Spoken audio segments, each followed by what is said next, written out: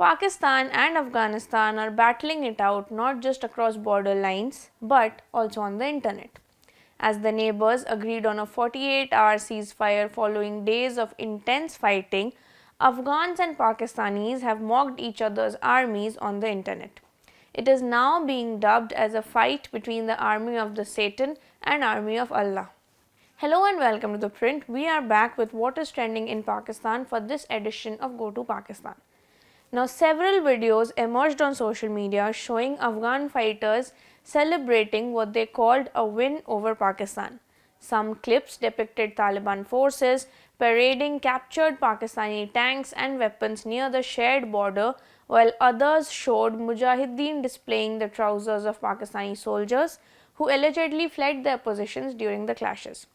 Afghan journalist Dawood Junbish posted one such video and wrote, "Empty trousers recovered from abandoned military posts of the Pakistani army near Durand Line displayed in eastern Nangarhar province of Afghanistan."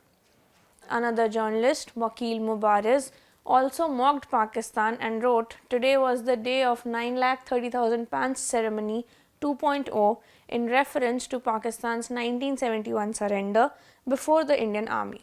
Now, Pakistanis were quick to hit back. Usman Parvez Malik, a Pakistani commentator, shared a video and wrote in response, "We congratulate Afghan athletes for running at such a high speed but dressed in Afghan army uniform." Other Pakistani users posted photos of small bombs with the caption, "Love from Pakistan." This then led to Afghanis comparing this to Israel's war in Gaza, accusing Pakistan of similar aggression.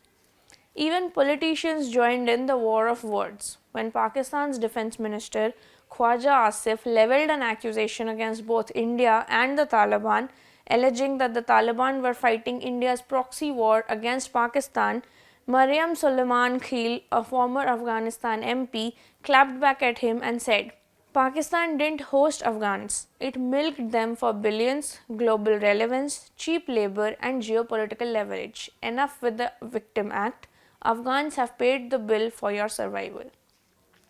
Meanwhile, the Pakistan Foreign Ministry on Wednesday announced that Pakistan and Afghanistan have agreed to a temporary 48-hour ceasefire following days of intense border clashes. According to Pakistan, the ceasefire came into effect with mutual consent, while the Taliban regime has maintained that it was Pakistan that had requested and insisted on it.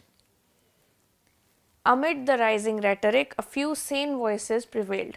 Pakistani Pashtun activist Ismat Raza Shah Jahan issued a warning about the dangers of a full-scale war and wrote that launching a full-scale conventional war on Afghanistan with modern, high-tech weaponry and jets is not a show of strength for Pakistan. It is rather an open invitation to a protracted guerrilla war in Pakhtunkhwa. She further added that the only path to peace in Pashtun land is to recognize Afghanistan as a sovereign state and to admit that the Durand Line is not a territorial problem to be solved by force, but a political problem that demands a political settlement.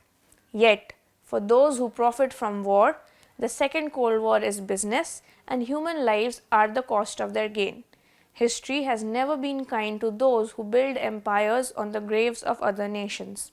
Pakistani poet and author Atif Tawqir agreed and wrote on Twitter that the Afghan people have been witnessing the devastation of war and continuous destruction for the past half-century. Yet, there is absolutely no shame among us for imposing a terrorist force like the Taliban on them. In this entire conflict, the Taliban should be targeted, and while apologizing to the Afghan nation for their crimes, we should stand with them.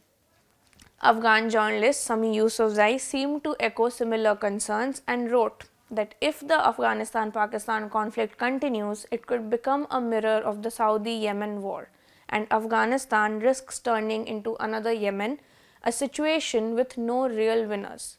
Pakistan is engaging in an unnecessary but extremely dangerous conflict, one that promises only endless loss. In Yemen, Saudi Arabia never truly won and Yemen never truly lost. The real losers here were just the ordinary people. This is Devdatta for The Print. Keep watching for more such videos.